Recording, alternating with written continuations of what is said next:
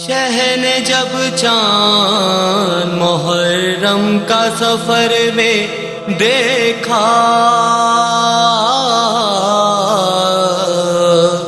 محضر قتل رقم ایک سطر میں دیکھا، بل جبین فلک ظلم سیر میں دیکھا، موت کو لوٹ مچاتے ہوئے گھر میں دیکھا، سرخی خون شفق قلب کو برمانے لگی، شام عاشور کی تصویر نظر آنے لگی،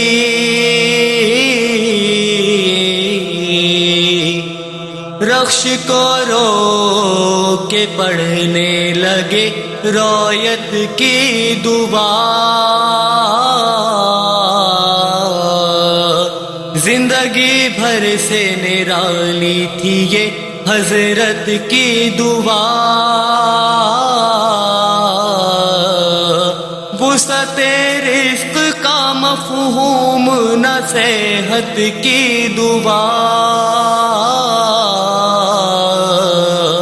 حق سے کی عرض میں کرتا ہوں شہادت کی دعا،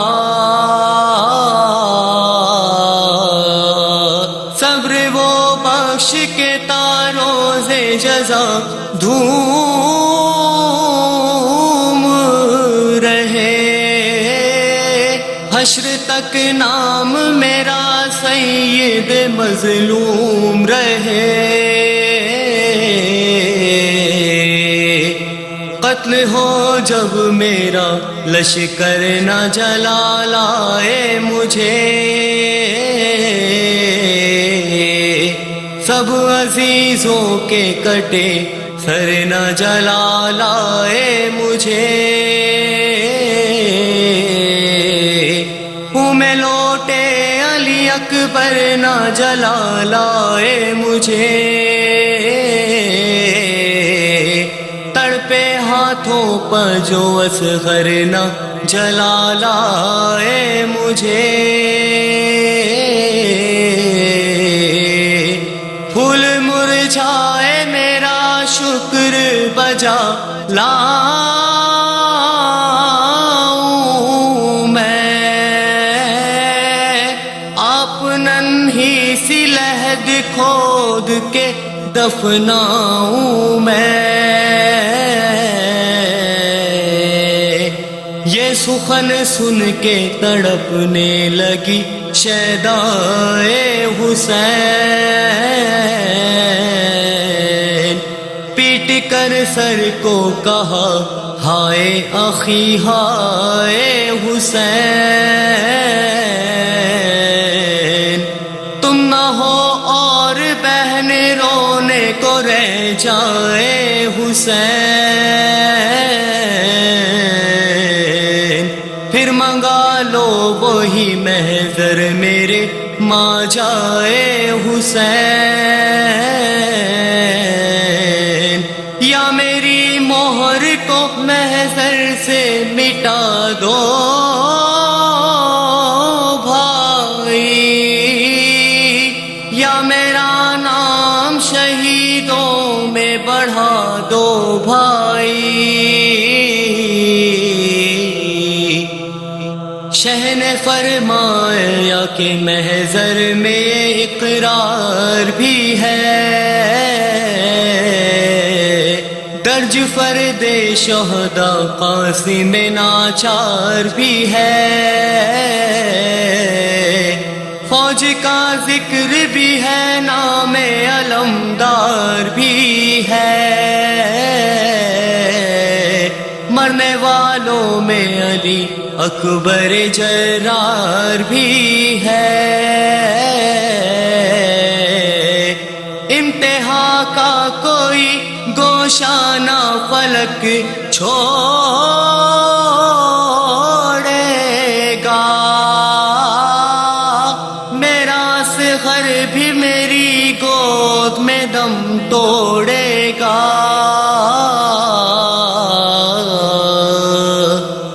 چاہتی ہو جو مجھے تم میری خواہر میں نثار، صبر بس صبر کرو بنت جناب کرار، ہم سے جو اٹھ نہ سکا تم کو اٹھانا ہے وہ بار، تم سنبھالو گی میرے بعد نبی کا گھر بار، اور بھی ایک قلق سب سے سوا ہے زینب، بردائی کا بھی اقرار کیا ہے زینب،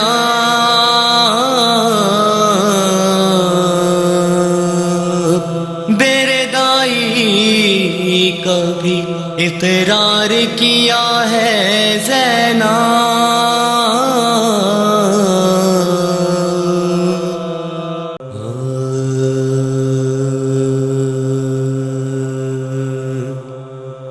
صحرا ہر طرف شہیدی نے نگاہ کی، سب تھم گئی سپاہ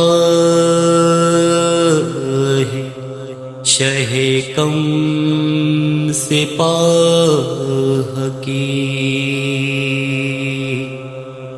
فرمایا جو چھٹ گئے ایذا سے راہ کی، ہاں اب پسند کر لو جگہ خیمگاہ کی، آگے کہیں نہ جائیں گے اس عرض پاک سے، الفت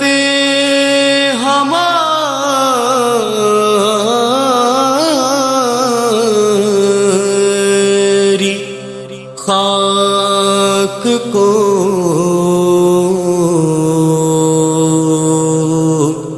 ہے یہاں کی خاک سے،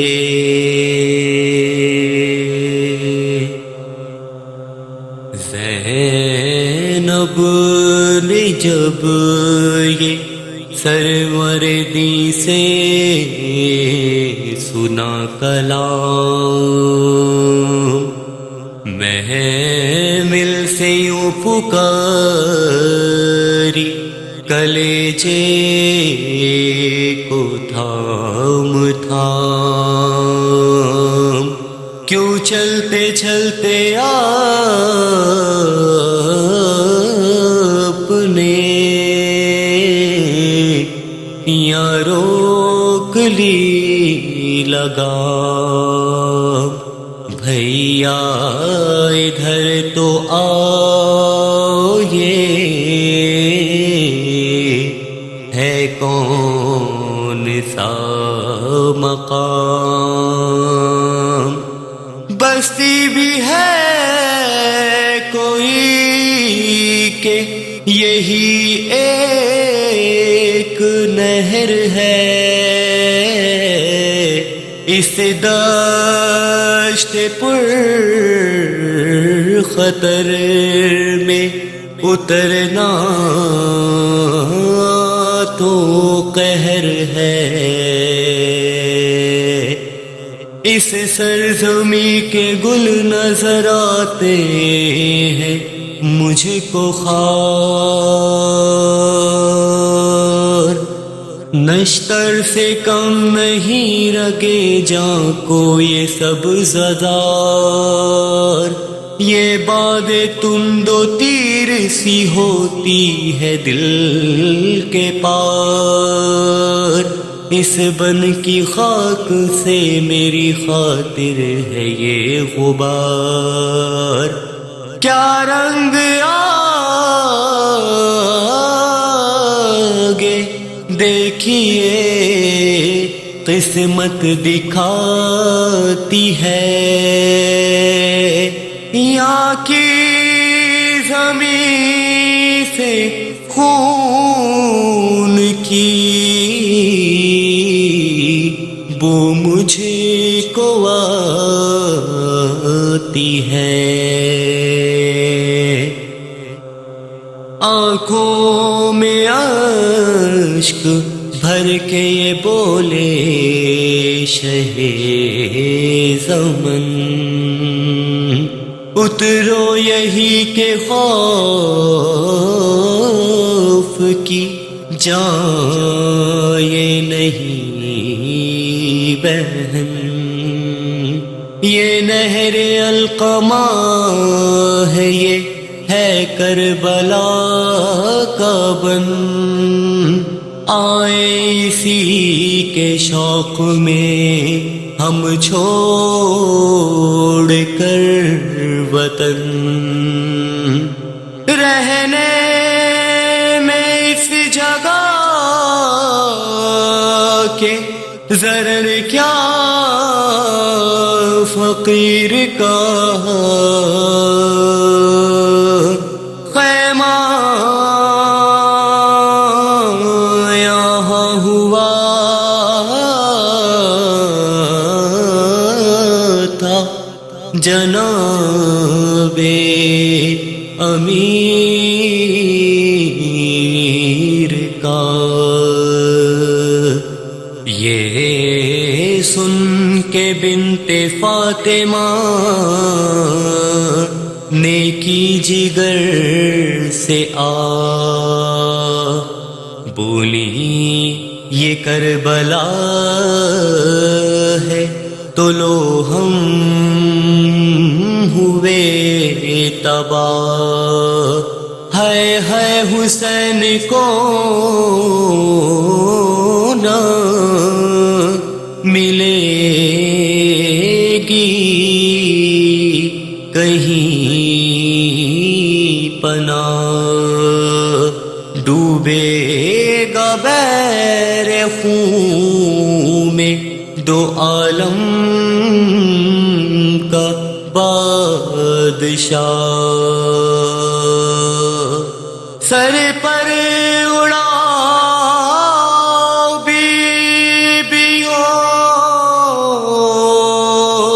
اس سرزمین کی خاک. شیشے میں رکھ گئے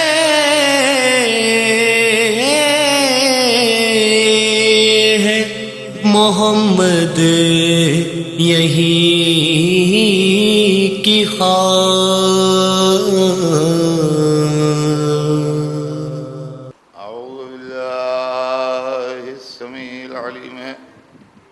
من الشيطان اللعين الرجيم. بسم الله الرحمن الرحيم. الحمد لله رب العالمين. الصلاة والسلام على سيدنا وشفيعنا بالقاسم محمد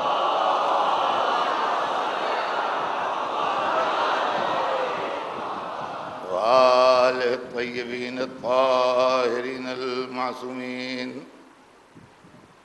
ولعنة الله على أعدائهم أجمعين من يومنا هذا إلى يوم الدين. أما بعد فقد قال الله سبحانه تبارك وتعالى في كتابه المبين وهو أصدق الصادقين: ولا تلبسوا الحق بالباطل وتكتموا الحق وأنتم تعلمون. صلوات محمد.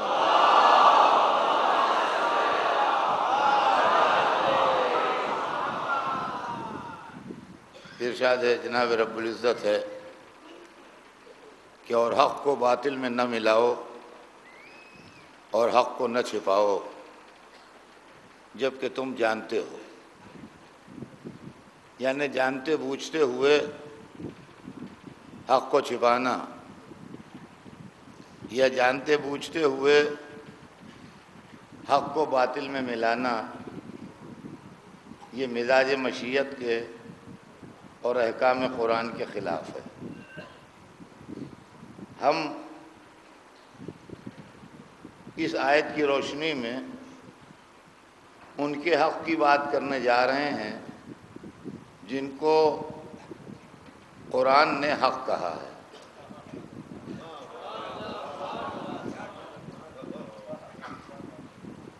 جو ایسے حق ہیں کہ رسول اللہ نے فرمایا کہ علی مع الحق والحق مع علی. علی حق کے ساتھ ہیں، حق علی کے ساتھ ہے. یہ وہ رسول کہہ رہا ہے جو بغیر وحی بولتا نہیں. اس کا مطلب یہ ہے کہ یہ وحی ربانی کے اشارے سے بات کہی جا رہی ہے کہ علی کون ہے. سمجھ لو، علی مع الحق، علی حق کے ساتھ ہیں. علی مع الحق، علی حق کے ساتھ ہیں. والحق مع علی، اور حق علی کے ساتھ ہے. اب اس کے بعد کا جو ٹکڑا حدیث کا ہے وہ غضب کا ہے. ارشاد فرماتے ہیں: اللہم ادر الحق حیثما دار. پالنے والے حق کو ادھر ادھر موڑ جدھر جدھر علی موڑیں.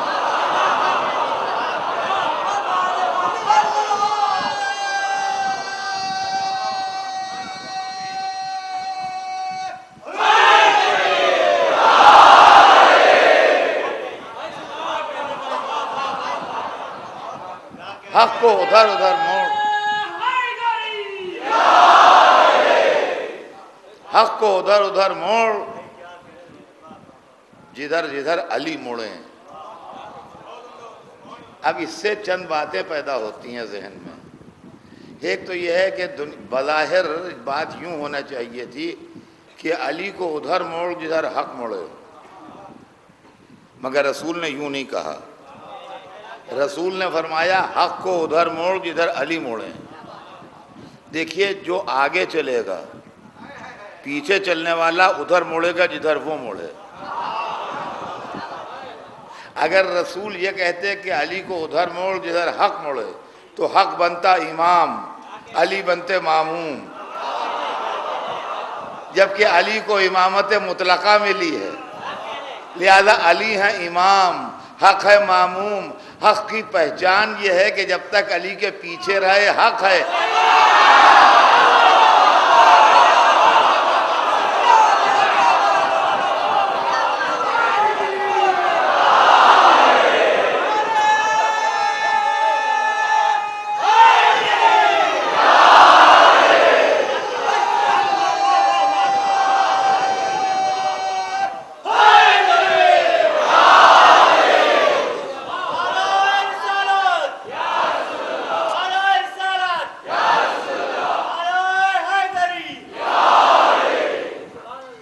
حق کی پہچان یہ ہے کہ جب تک علی کے پیچھے چلے حق ہے، اور اگر قدم آگے بڑھا دے تو باطل ہو جائے گا.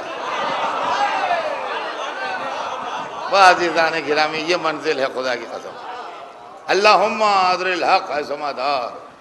پالنے والے حق کو ادھر موڑ جدھر علی موڑے. اور قرآن میں کہا گیا ہے ماذا بعد الحق الا الضلال. حق کے بعد سوائے گمراہی کیا اور ہے کیا؟ اب بھی مطلب نہ سمجھ میں آئے تو کب سمجھ میں آئے گا؟ یعنی علی کو چھوڑ کے سوائے گمراہی کے ملے گا کیا؟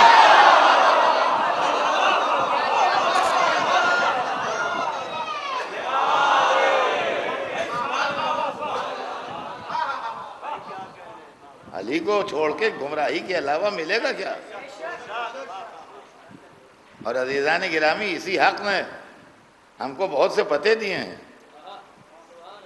اسی حق میں ہم کو بہت سے پتے دیے ہیں، اور یہ جو مشہور ہے، یہ مشہور ہی نہیں ہے، ثبوت ہے اس کا کہ قبر میں مولا علی آتے ہیں، نزا میں آتے ہیں، سوال منکر و نکیر کے وقت آتے ہیں، میزان پر ملتے ہیں۔ ارے کون ملتا ہے؟ ابھی آپ کو نہ ملیں گے،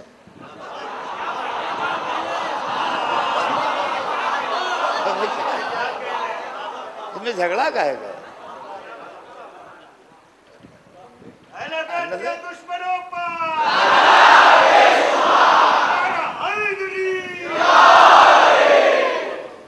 میں زندگی کے ترازو میں ہر چیز تولتا ہوں اور اس کے بعد مجلس میں پہنچتا ہوں، سمجھے آپ؟ یہ آپ جو مجھے سنتے ہیں اتنے برسوں سے، تو آپ کو اس کا بخوبی اندازہ ہوگا، اور روزمرہ کی زندگی کی اسٹڈی ہے میری۔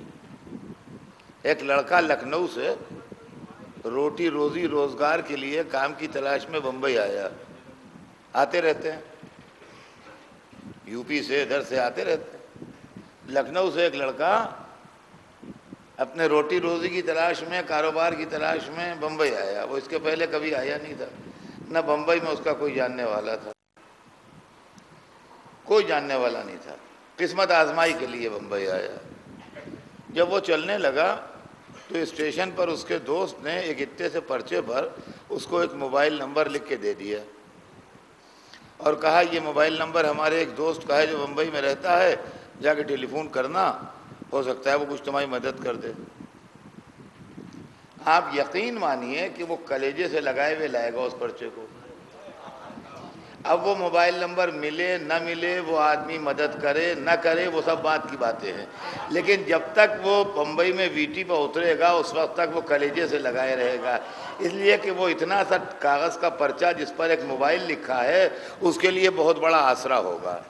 عزیزان گرامی، اسی لیے ہم کہتے ہیں کہ جب اتنا سا پرچہ جس پر ایک موبائل لکھا ہوا ہے، کوئی یقینی نہیں کہ وہ مل جائے، کوئی یقینی نہیں کہ وہ مدد کر دے، کوئی یقینی نہیں کہ اب وہی نمبر چل رہا ہو اس کے پاس، لیکن پھر بھی اس کو کلیجے سے کسی آسرے پر لگائے ہیں، تو اگر آدمی ایک اتنا سا موبائل کا نمبر کلیجے سے لگائے ہوئے بمبئی آ سکتا ہے، تو اگر ہم 14 معصوموں کو کلیجے سے لگائے آخرت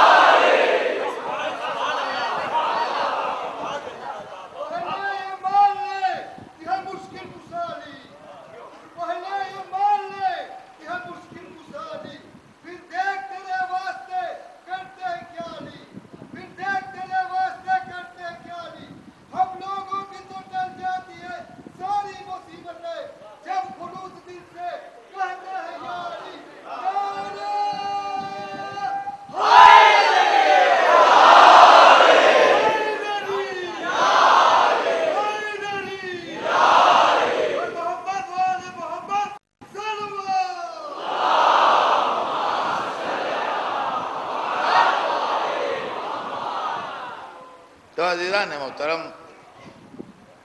مسئلہ یہ ہے کہ کہاں کہاں ملاقات ہوتی ہے، کہاں کہاں ملتے ہیں، اور یہ حق کہاں کہاں کام آتا ہے۔ دنیا میں تو بہت کچھ ہے، لیکن آخرت میں جہاں کوئی مددگار نہ ہو، جہاں کوئی ساتھی نہ ہو، دولت کا مظاہرہ قبر تک رہا، اولادوں نے آنسو پوچھ کے رخصت کر دیا، دوست اور عزیز افسوس کرتے ہوئے ہٹ گئے، اب اکیلے مسافر کو جانا ہے۔ کتنا ہی زیادہ دوستی کسی سے کیوں نہ ہو، کتنی ہی زیادہ قرابت کسی سے کیوں نہ ہو، کوئی آگے ساتھ چلنے پر تیار نہیں ہے۔ ہم کیسے بھلا دیں علی کو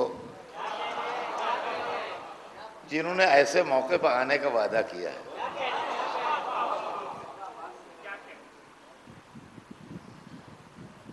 اب میں آپ کو ایک ایسی بات سنا دوں جو بالکل سامنے کی ہے، لیکن یہ کہ متوجہ کرنا میرا کام ہے۔ میں برابر کہتا ہوں کہ میں کوئی نئی بات نہیں، متوجہ کرتا ہوں آپ کو، اور تھوڑا سا متوجہ کر دوں آپ کو کہ میت میں شریک ہونا بہت ثواب ہے، اور امور میت میں حصہ بٹانا بہت بڑا اسلام میں ثواب رکھا گیا ہے، اور پارٹ آف ڈیوٹی ہے ہمارا کہ اگر کوئی مر جائے تو ہم اس کی تہیہ و تکفین میں حصہ لیں، اور اگر کوئی تجزیہ و تکفین کرنے والا نہ ہو تو ہم کریں، چاہے وہ غیر کیوں نہ ہو، لیکن یہ سب چیزیں اسلام میں ہیں۔ تو آپ نے دیکھا ہوگا کہ ایک منزل وہ آتی ہے جب قبر میں لٹا کے شانہ ہلا کے اس کو تلقین پڑھائی جاتی ہے۔ کتابوں میں لکھا ہے، مفاتیح میں ہے، تحفۃ العوام میں ہے، جس کتاب میں چاہے پڑھ لیجئے، بالکل روزمرہ کی بات ہے تو اس کا مرے ہوئے آدمی کو جو قبر میں لیٹا ہے کا شانہ ہلاتا ہے، وہ جو تلقین پڑھا رہا ہوتا ہے، وہ کہتا ہے اسمع افہم اسمع افہم اسمع افہم، سن سمجھ۔ اسمع مانے سن عربی میں، اور افہم مانے سمجھ۔ اسمع افہم، سن سمجھ، 3 دفعہ کہتا ہے، اسمع افہم سن سمجھ، اسمع افہم سن سمجھ۔ یا فلاں ابن فلاں، اس کا نام لیتا ہے، اس کے باپ کا نام لیتا ہے، فلاں فلاں کے بیٹے، اور اس کے بعد کہتا ہے کہ جب تیرے پاس ملکین مقربین آئے خدا کے، تو اس سے سوال کرے تو ڈرنا نہیں، گھبرانا نہیں اور پریشان نہ ہونا۔ پہلا مسئلہ تو یہ ہے کہ مرا ہوا سنے گا کیا اور سمجھے گا کیا؟ ہما تو جب ہما شما کے مردے مرنے کے بعد سنتے اور سمجھتے ہیں، تو اگر خاصان خدا سے ہم آواز دیتے ہیں تو کیا وہ نہ سمجھیں گے؟ اچھا، اس کے بعد اس میں کیا کہا جاتا ہے کہ یہ ہے اور وہ ہے اور وہ ہے، تمام چیزیں بیان کرتے کرتے اس کے اندر خدا کا نام اور رسول کا نام اور قرآن کا نام اور 12 اماموں کے نام لیے جاتے ہیں، اور اس کے بعد کہا جاتا ہے ان الموت حق والقبر حق والمیزان حق۔ یہ موت حق ہے، قبر حق ہے، میزان حق ہے، صراط حق ہے، سوال منکر و نکیر حق ہے۔ یہ جہاں جہاں حق کا لفظ استعمال ہو رہا ہے، علی کا پتہ ہے اللہ۔ آواز بھیج دیں محمد۔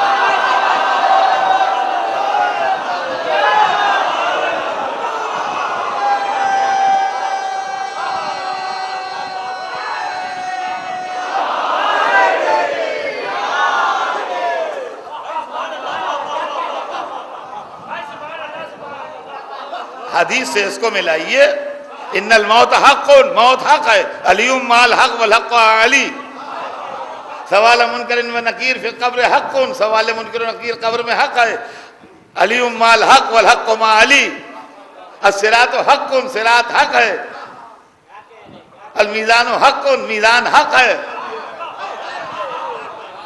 یہ جہاں جہاں حق حق کہا جا رہا ہے، یہ علی کا پتہ بتایا جا رہا ہے۔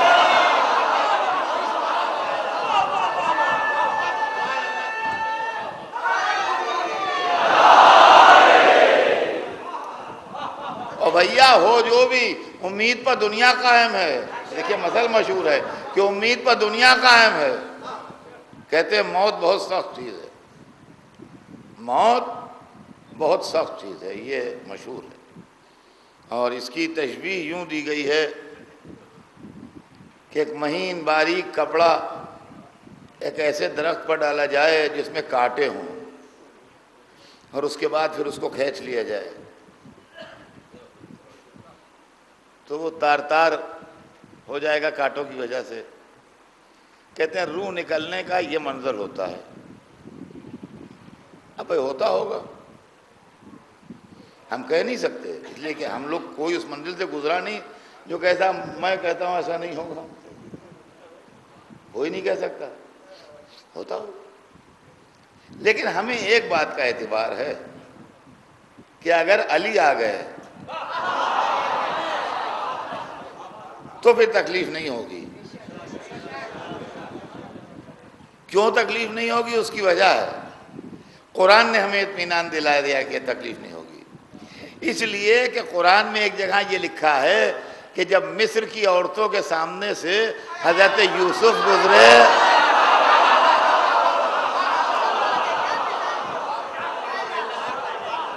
فَقَطَّعْنَا أَيْدِيَهُنَّ، تو انہوں نے اپنی چھریوں سے اپنے ہاتھ کاٹ لیے، انگلیاں کٹتی رہیں، عورتیں محو جمال یوسف رہیں، تکلیف نہ ہوئی۔ تو جب موت آئے گی تو مومن محو جمال علی ہوگا، ملک الموت۔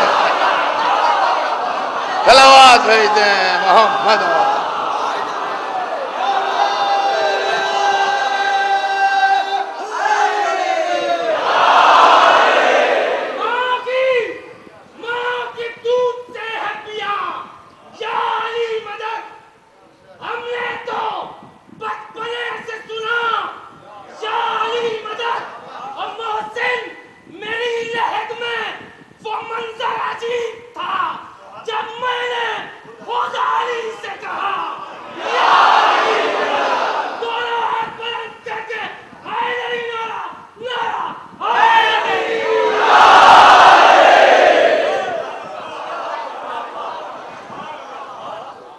تو عزیزان گرامی، یہ حق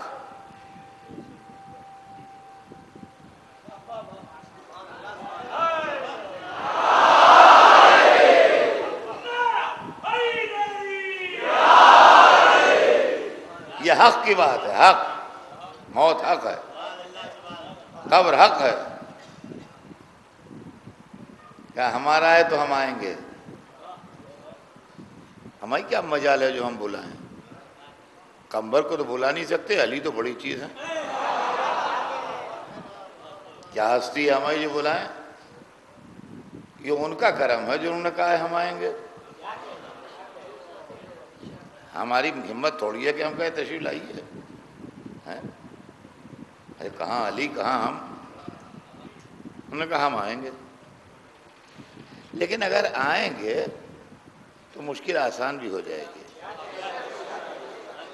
اس لیے کہ جو سوال ہونا ہے وہ تو ہوں گے، وہ تو حق ہیں، وہ تو پیپر تو بھرا جائے گا، لیکن یہ کوئی پریشانی نہیں ہے، اس لیے کہ فرشتے آئیں گے تحقیق ایمان کے لیے کہ مرنے والا مومن ہے کہ نہیں۔ جب کل ایمان کو قبر میں بیٹھے دیکھیں گے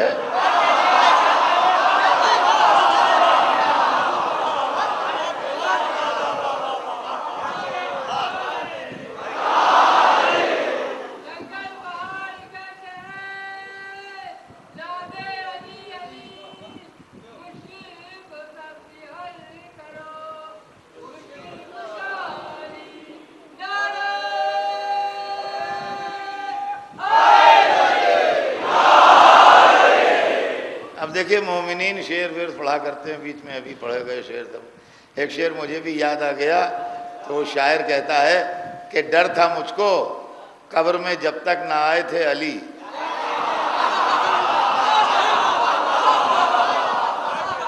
ڈر تھا مجھ کو قبر میں جب تک نہ آئے تھے علی، اب فرشتے ڈر رہے ہیں گفتگو کرتے ہوئے۔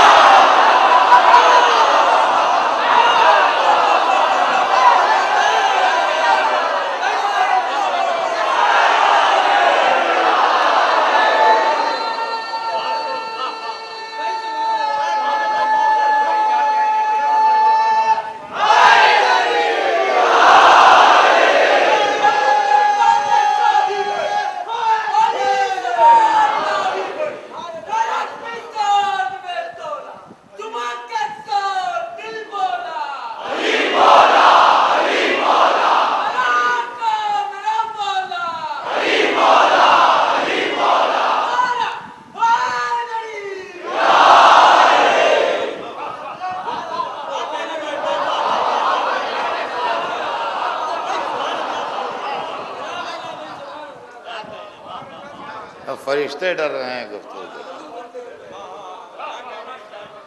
تو عزیزان گرامی، موت حق، قبر حق، والمیزان حق، میزان حق۔ میزان اس ترازو کا نام ہے جہاں اعمال تولے جائیں گے۔ ویسے میزان عربی میں کہتے ہی ترازو کو ہیں، لیکن جہاں پر وَمَن يَعْمَلْ قرآن میں اس کا تذکرہ ہے، وَمَن يَعْمَلْ مِثْقَالَ ذَرَّةٍ خَيْرًا يَرَهُ وَمَن يَعْمَلْ مِثْقَالَ ذَرَّةٍ شَرًّا يَرَهُ۔ جو ذرہ برابر خیر کرے گا وہ بھی دیکھے گا، اور جو ذرہ برابر شر کرے گا وہ بھی دیکھے گا۔ کہ وہاں میں مل جاؤں گا۔ دیکھیے، میں جو بات کہتا ہوں وہ اتنے ہی کا ذمہ دار ہوں۔ ہم محتاج شفاعت ہیں، علی مجبور شفاعت نہیں ہے۔ ان کو مجبور نہیں کیا جا سکتا کہ وہ ہماری شفاعت کریں۔ ہم محتاج ضرور ہیں ان کی شفاعت کے، ہماری محتاجی میں کوئی شک نہیں، لیکن وہ ہماری مدد کریں نہ کریں ان کی اپنی مرضی، وہ مجبور نہیں ہے۔ ہم محتاج ہیں، وہ مجبور نہیں ہے، لیکن امید ہے، آسرا ہے۔ علی علی کہنے سے امید بن گئی ہے کہ شاید ہمیں نظر کرم سے دیکھ لیں، اس لیے کہ میزان میں اعمال تولے جا رہے ہوں گے۔ ان کا اتنے برس زندہ رہا ہے، نیکیاں کتنی کی ہیں؟ کہ 10 لاکھ، 10 لاکھ نیکیاں۔ کہ برائیاں کتنی ہیں؟ کہ 15 لاکھ۔ تو برائیوں کا پلہ بھاری ہے، نیکیوں کا ہلکا ہے نا؟ تو اب سزا ملے گی اس کی۔ برائیاں زیادہ ہیں، نیکیاں کم ہیں۔ یہی موقع شفاعت کا ہے۔ دیکھیے، شفاعت کا لفظ جو قرآن میں ہے اور شفاعت کو جو مجلسوں میں پڑھا جاتا ہے، یہی پراپر ٹائم ہے شفاعت کا، کہ برائیاں زیادہ نکل آئیں، نیکیاں ہماری کم رہ گئیں۔ اب یا تو سزا کاٹیں اور یا کوئی شفاعت کرے۔ تو یہاں پر پھر علی سے امید بندھی ہے، یہاں پر پھر علی سے امید بندھی ہے کہ اگر وہ ایک دفعہ نگاہ کرم سے دیکھ لیں کیا معاملہ ہے، ان کا حضور اس کی نیکیاں گھٹ رہی ہیں، اعمال برائیاں بڑھ رہی ہیں۔ کہ کتنی؟ کہ 5 لاکھ نیکیاں کم ہو رہی ہیں۔ جناب امیر ہے نا،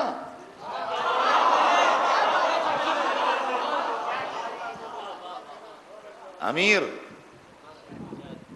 اگر اشارہ کر دیں کہ جتنی کمی ہے ہمارے حساب سے دے دو، ہمارے حساب سے دے دو، تو عزیزان گرامی، فرشتوں کی یہ مجال نہیں ہے پوچھیں کس حساب سے، چاہے شب ہجرت کے حساب سے دے دیں، چاہے ضربت خندق کے۔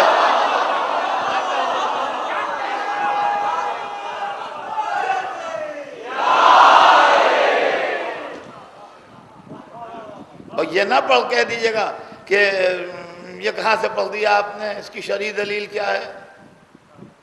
شرعی دلیل اس کی ہمیں معلوم ہے، غلط نہیں پڑھ رہے ہیں۔ شرعی دلیل یہ ہے کہ ایک مومن مر جاتا ہے، اس کے پاس اعمال باقی ہوتے ہیں، دوسرا مومن اس کی طرف سے اعمال کرتا ہے تو اس کے کھاتے میں انٹری ہوتی ہے۔ ان کا 5 برس کی نمازیں قضا ہیں، لڑکے نے پڑھوا دیں، 5 برس کے روزے قضا ہیں، لڑکے نے رکھوا دیے۔ کہ حج کو نہیں جا پائے تھے مرحوم، کسی کو ان کے بدلے میں حج کو بھیج دیا، تو عمل دوسرا کر رہا ہے، نامہ اعمال ان کا صاف ہو رہا ہے۔ تو اگر ایک مومن کا عمل دوسرے مومن کے کھاتے میں ٹرانسفر ہو سکتا ہے تو امیر المومنین کا عمل مومن کے کھاتے میں کیوں ٹرانسفر؟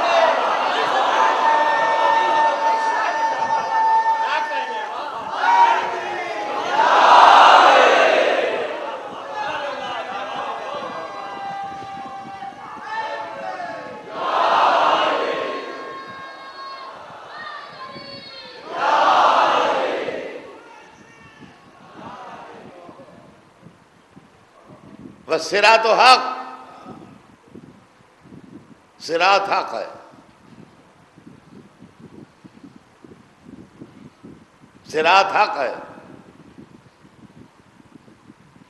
وہی صراط جس پر سے گزرنا ہے، وہ صراط تو یہی ہے، وہ تو ہے وہاں پر، اس لیے کہا گیا ہے بال سے باریک ہے اور تلوار سے تیز ہے اور آگ سے گرم ہے، وہ تو ہے، معاذ اللہ وہ میں نہیں کہتا کہ نہیں ہے، لیکن اصل میں تو صراط یہ دنیا ہے، اس میں ذرا سے میں آدمی ادھر سے ادھر ہو جاتا ہے، جو یہاں ٹھیک گزر گیا وہاں بھی ٹھیک گزر جائے گا، اور جو یہاں بھٹک گیا وہاں بھی بھٹک جائے گا۔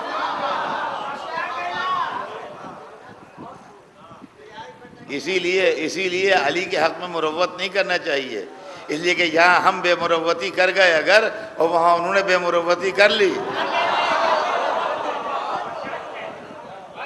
تو وہ قصہ ختم ہے۔ بس صراط و حق، صراط حق ہے، رسول کہتے ہیں کہ علی کھڑے ہوں گے اور لوگ گزر رہے ہوں گے اور کہتے جائیں گے ھذا لی ھذا لک، یہ میرا ہے یہ تیرا ہے، نیچے جہنم ہے سامنے جنت کا دروازہ ہے، جس کو کہا میرا ہے نور لپک کے لے گیا جنت میں، جس کو کہا تیرا ہے جہنم نے گھسیٹ لیا اپنی طرف۔ دنیا میں ہم نے بہت جھیلا ہے اشارے، یہ ان کے والے ہیں، یہ ان کے والے ہیں، یہ ان کے والے ہیں،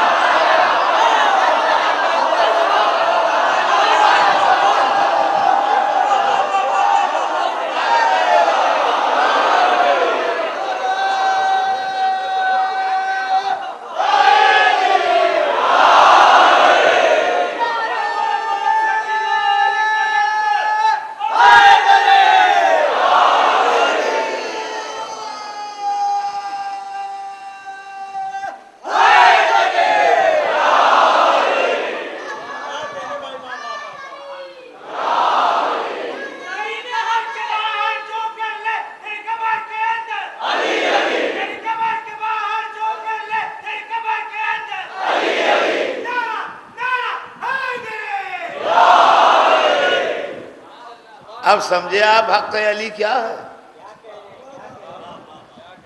دنیا میں، دین میں، مذہب میں، مسجد میں، محراب میں، منبر میں، موت کے وقت، نزا کے وقت، قبر میں، صراط پر، میزان پر، ہر جگہ علی علی۔ اب اگر ہم علی علی کرتے ہیں تو اس نام کو چھوڑ کے کوئی دوسرا نام ہے جو اتنی مدد کو آئے؟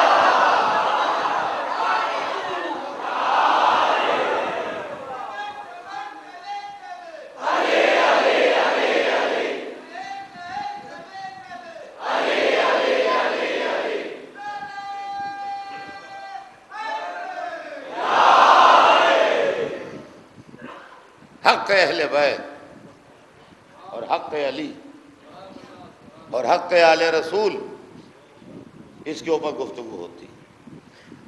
اور عزیزان گرامی، یہی وہ لوگ ہیں جن کا حق چھینا گیا، جن کا حق غصب کیا گیا،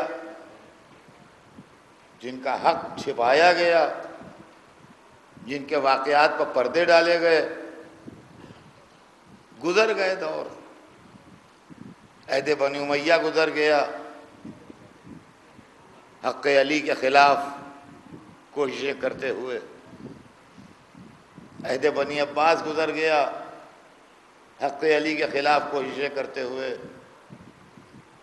ترک و تاتار کے دور گزر گئے، حق علی کے خلاف نعرے لگاتے ہوئے،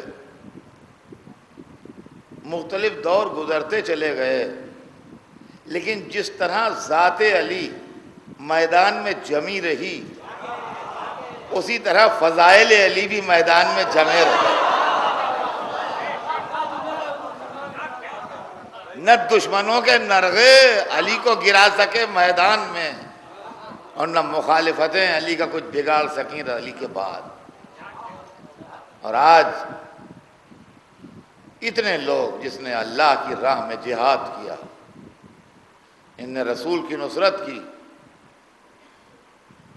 جس نے اسلام کو پروان چڑھایا، جس نے دین کے لیے اپنی پوری نسل دے دی، جس نے مذہب کے اوپر اپنی اولادوں کو قربان کر دیا، ان کے حق کی متعلق اگر بات کی جائے اور ان لوگوں کے تعلق سے بات کی جائے جنہوں نے رسول کو ایذائیں دی ہیں، جنہوں نے اسلام کی مخالفت کی ہے، جنہوں نے مذہب کا تماشا بنایا ہے، جنہوں نے دین کو کھلونا سمجھا ہے، تو اس کے اندر بگڑنے کی کون سی بات ہے؟ یہ بات صحیح ہے کہ جو کچھ ہوا وہ ہوا، لیکن تاریخ کے خزانے میں سارے واقعات محفوظ ہیں اور کتابوں کے اندر ہر چیز ملتی ہے۔ آج نہ بنی امیہ کی دولت ہے، نہ بنی عباس کی حکومت ہے، نہ یزید کی فوجیں ہیں، نہ حجاج کے قید خانے ہیں، کچھ بھی نہیں ہے۔ اب آج سچی بات کہنے سے کون سی شے مانے ہے؟ ایک تو آدمی کو ہر زمانے میں سچی بات کہنا چاہیے، تلوار کی دھار پر سچ بولنا چاہیے، پھانسی کے تختے پر سچ بولنا چاہیے، لیکن خیر چھوڑیے، ہر آدمی کے پاس اتنا کلیجہ نہیں ہوتا، اتنا دل نہیں ہوتا، ہر ایک کے بس میں یہ نہیں ہے کہ اپنی اولادوں کو کٹوا دے، اپنی جائیداد بکوا دے، اپنا گھر کھدوا دے، اپنی جان دے دے۔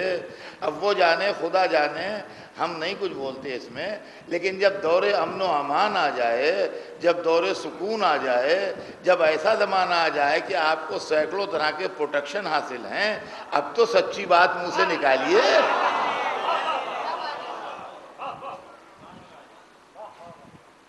اب تو کہیے کہ اہل بیت کے ساتھ زیادتی ہوئی، اب تو کہیے رسول کی آل کے ساتھ زیادتی ہوئی، اب تو کہیے وہ لوگ بہکے ہوئے تھے جنہوں نے آل رسول کو ستایا۔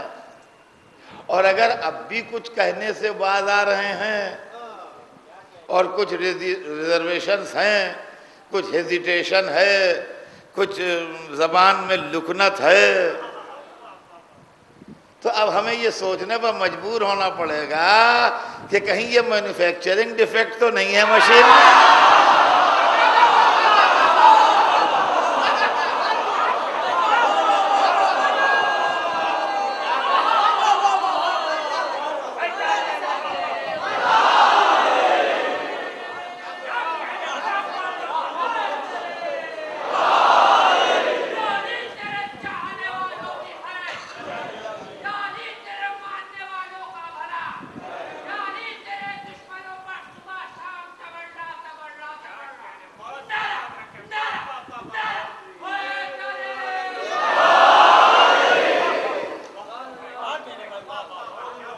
آپ سوچیے، سوچیے کہ یہ کیا ہے۔ وَلَا تَلْبِسُوا الْحَقَّ بِالْبَاطِلِ، حق کو باطل میں نہ ملاؤ، حق کو باطل میں نہ ملاؤ۔ وَتَكْتُمُوا الْحَقَّ، اور حق کو نہ چھپاؤ۔ وَأَنْتُمْ تَعْلَمُونَ، تم جانتے ہو، جانتے بوجھتے ہوئے، ہر چیز سے واقفیت کے بعد سچائیاں چھپائی جا رہی ہیں۔ لوگ آل رسول کے خلاف، حسن کے ہوتے ہوئے ابو سفیان کے بیٹے کے ہاتھ پر بیعت، حسین کے ہوتے ہوئے لوگ یزید کے ساتھ، آل رسول کے ہوتے ہوئے آل امیہ تخت اقتدار پر،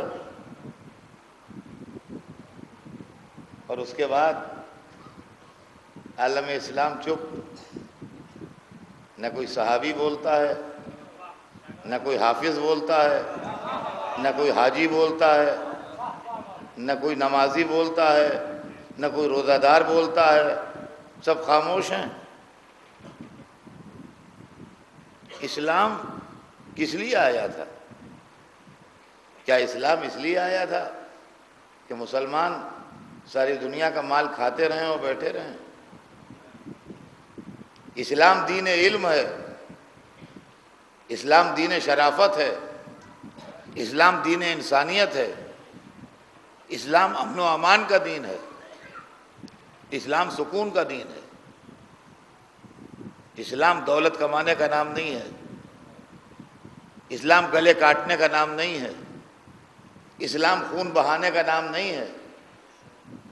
بادشاہوں کے ساتھ مولویوں نے مل کے جو طلسم بنایا، اس کے اندر بھولے بھالے عوام کو بہکا دیا۔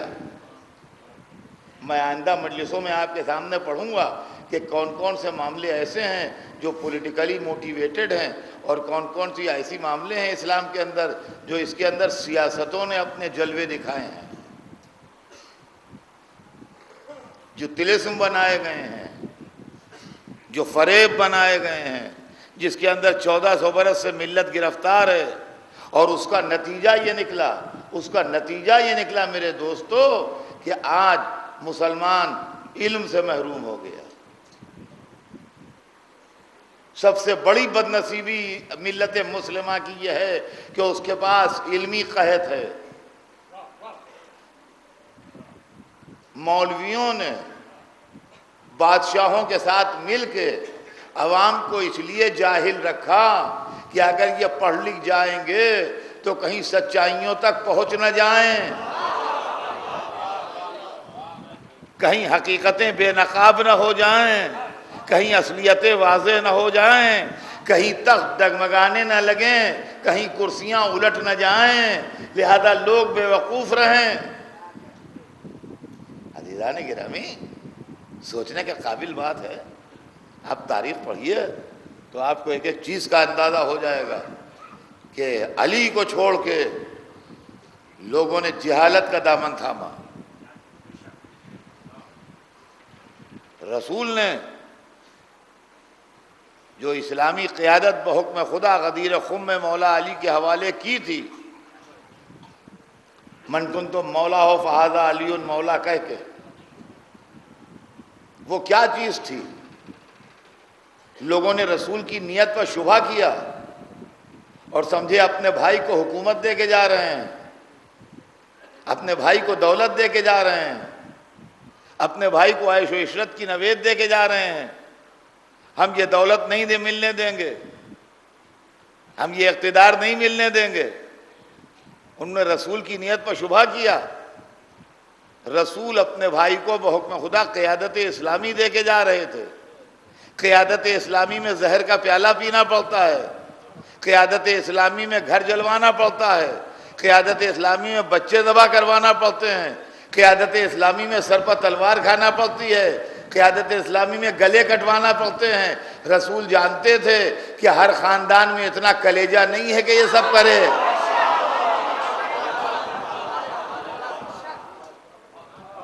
ہر ایک کے پاس اتنی ہمت نہیں ہے کہ اس طریقے سے قربانیاں دے۔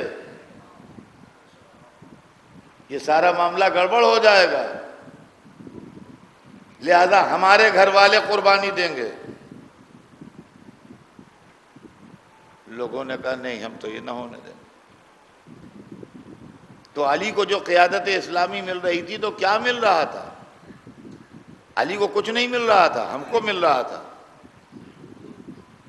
علی کو کوئی فائدہ ہماری وجہ سے نہیں تھا۔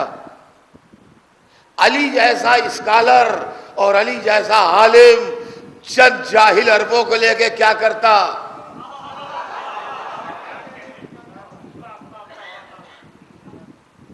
یہ چوپایوں کی بھیڑ لے کے علی کو کیا فائدہ پہنچتا؟ فائدہ ہم کو ملتا کہ ہمارا جہل علی کی وجہ سے دور ہوتا، ہماری بزدلی علی کی وجہ سے دور ہوتی، ہماری ناسمجھی علی کی وجہ سے دور ہوتی، ہماری خطائیں علی کی وجہ سے دور ہوتی۔ لوگوں نے علی کو چھوڑ دیا تو چھوڑ دیا۔ بہترین کوئی کتاب رکھی ہوئی ہے، چھوڑ دے آدمی۔ تو کتاب کا کیا بگڑے گا؟ کیا اس کے الفاظ مٹ جائیں گے؟ کیا اس کے اندر جو علمی مطالب ہیں وہ غائب ہو جائیں گے؟ قرآن تو ہے مسلمانوں کے پاس۔ قرآن تو ہے مسلمانوں کے پاس، کیا کوئی قرآن سے بڑھ کے کتاب ہو سکتی ہے؟ تصور ہے کوئی آپ کے دماغ میں قرآن سے بڑھ کے بھی کوئی کتاب لکھی جائے گی؟ تو خالی علی کو نہیں چھوڑا ہے، قرآن کو بھی چھوڑا ہے۔ اور اگر آپ کو یقین نہ آئے تو قرآن ہی میں آیت پڑھیے، رسول اللہ فرمائیں گے قیامت کے دن، یا رب ان قومی اتخذوا ھذا القرآن مہجورا، پالنے والے میری قوم نے اس قرآن کو چھوڑ دیا۔ آج لوگ مسلمانوں کی بربادی کے اسباب ڈھونڈ رہے ہیں۔ آج مسلمان سر جوڑ کے بیٹھتے ہیں، کہتے ہیں کیا راز ہے جو ہم برباد ہیں؟ برباد اس لیے ہیں کہ آپ نے قرآن چھوڑ دیا، اور قرآن چھوڑا اس لیے کہ قرآن آپ کی سمجھ میں نہیں آیا۔ سمجھ میں اس لیے نہیں آیا کہ جو قرآن کی تھی اس کو آپ نے ہاتھ نہیں لگایا۔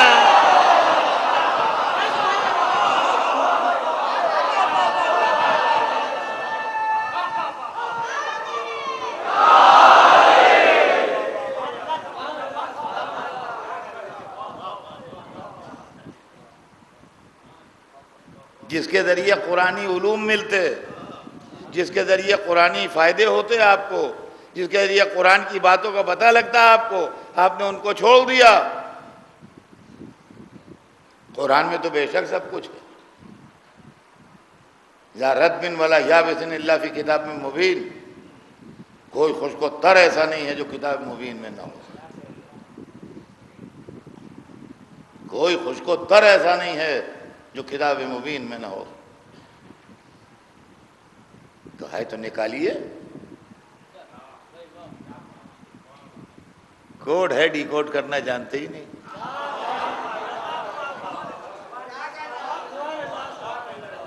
ڈی کوڈ کرنا جانتے ہی نہیں۔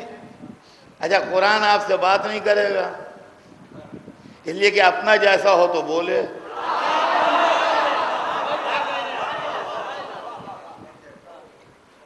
ایسے ویسوں سے وہ بات ہی نہیں کرتا۔ قرآن رکھا ہوا ہے، میں اکثر و بیشتر، میری پرانی مثال ہے، نئی نہیں ہے، مگر دوہرا دوں کہ مسلمان کی حالت یہ ہے کہ ایک بہت بڑی تجوری جو بند ہے اور لاک لگے ہوئے ہیں اس کے اندر، وہ رکھی ہوئی ہے، اور یہ اس کے سامنے لیٹے ہوئے ہیں، وہ کہہ رہے ہیں اس میں اتنی دولت ہے کہ ہم امریکہ یورپ سب خرید سکتے ہیں، پورا یونائٹڈ اسٹیٹ خرید لیں، پورا یو کے خرید لیں، پورا یورپ خرید لیں، اور عربوں کے سارے تیل کے چشمے خرید لیں۔ اتنے بڑے بڑے ڈائمنڈ ہیں اس میں، اتنے بڑے بڑے یاقوت، روبی، ایسا گولڈ ہے اس میں، دنیا میں ویسا گولڈ کہیں پایا نہیں جاتا۔ ہمارا سویرے سے چائے نہیں پیے، ایک چائے پلواؤ۔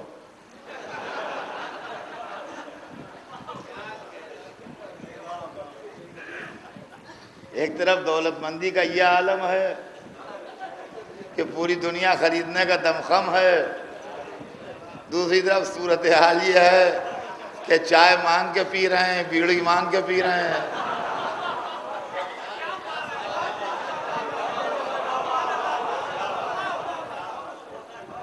یہ ہے کیا چکر صاحب، ہمیں سمجھائیے یہ کیا مصیبت ہے؟ مانگ مانگ کے چائے پی جا رہی ہے، مانگ مانگ کے بیڑی پی جا رہی ہے، اور بیمار پڑ جائیں تو کوئی علاج کر دے، پیسے نہیں جو علاج کر سکے۔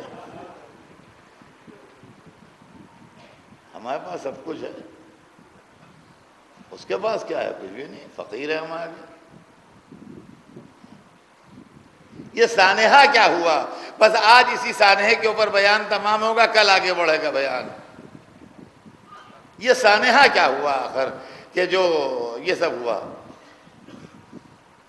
یہ تجوری بھی اللہ کی طرف سے آئی تھی، اور اس تجوری کے محافظ جن کے پاس اس کی کنجیاں تھیں وہ بھی اللہ نے بھیجے تھے، لیکن جس کے ذریعے تجوری اور کنجیاں آئیں، اس نے جب ان کو یہ تجوری دی تو یہ بوکھلاہٹ میں تجوری لے کے بھاگ آئے۔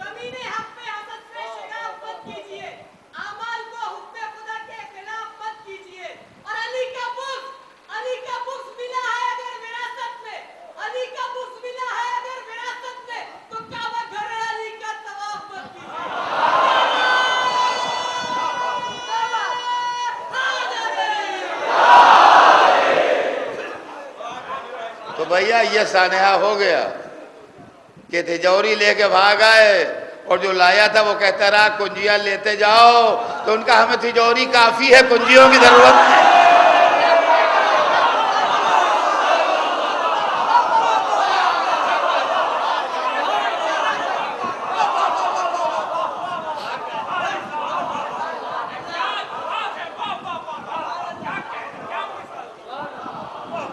تو یہ ہے معاملہ۔ نتیجہ یہ ہوا کہ اس قرآن کو مس یوز کیا گیا۔ کربلا میں قتل حسین کے لیے جو جمع ہوئے تھے، ان میں حافظ بھی تھے، ان میں قاری بھی تھے، ان میں وہ لوگ بھی تھے جن کے گلوں میں قرآن حمائل تھے، اور حسین کے قتل کرنے پر تیار بھی تھے، جن میں اتنی انسانیت نہ تھی کہ پیاسے بچوں کو پانی پلا۔ اور طلب مسئلہ ہے یہ۔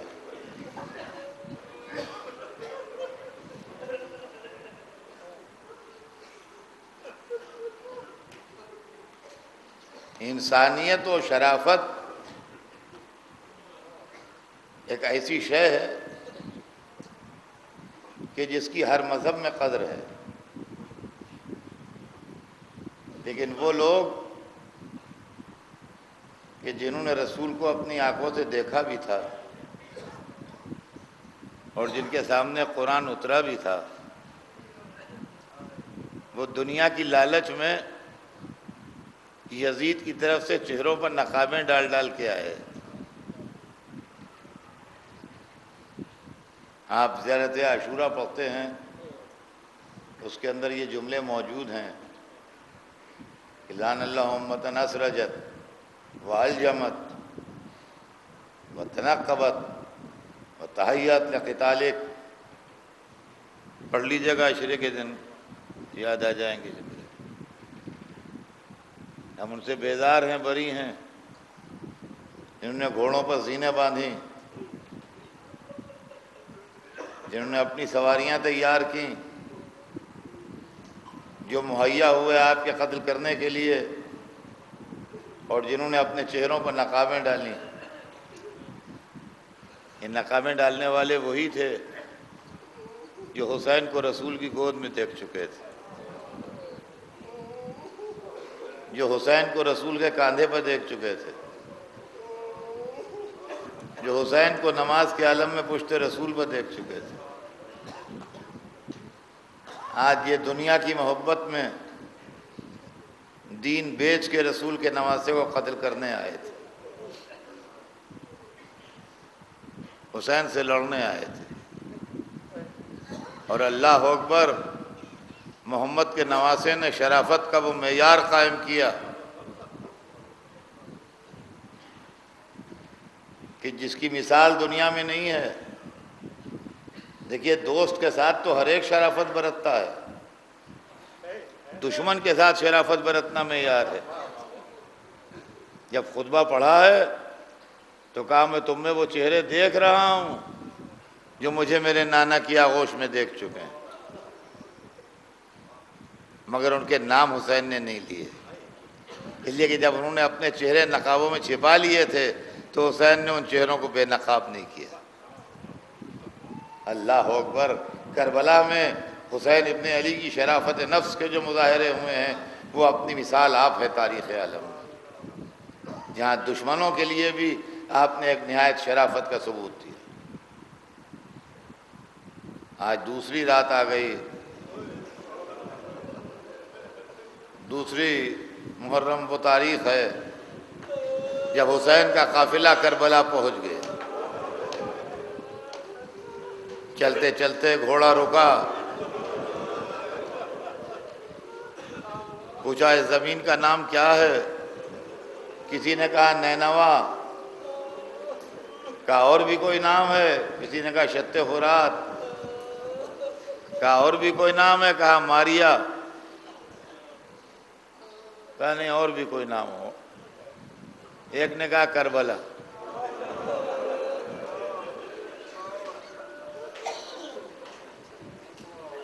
حسین گھوڑے سے اتر پڑے، روایت بتاتی ہے کہ جیب میں ہاتھ ڈالا، ایک مٹھی خاک نکالی،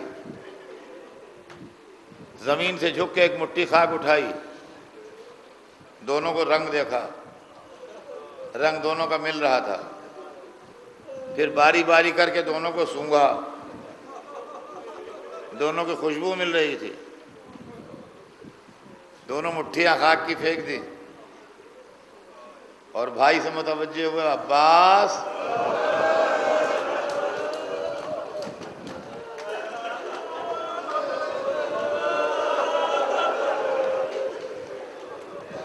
بھیا عباس، سفر ہمارا تمام ہوا۔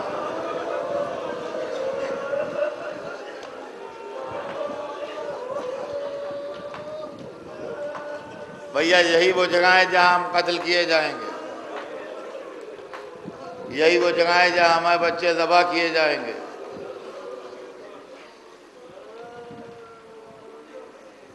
مجلس ہو رہی تھی، حسین پڑھ رہے تھے، عباس سن رہے تھے۔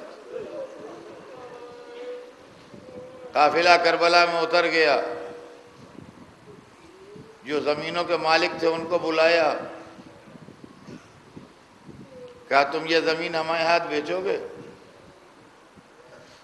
انہوں نے کہا ہاں بیچیں۔ کیا قیمت لوگے؟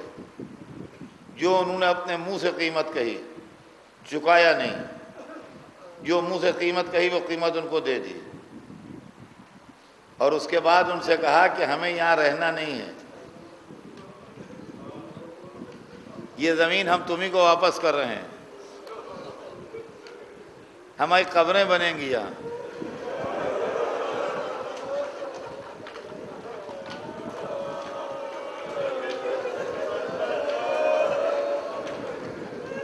بس تم سے ہماری یہ خواہش ہے کہ اگر کوئی ہماری قبروں کا پتہ پوچھتا ہوا آئے تو بتا دینا۔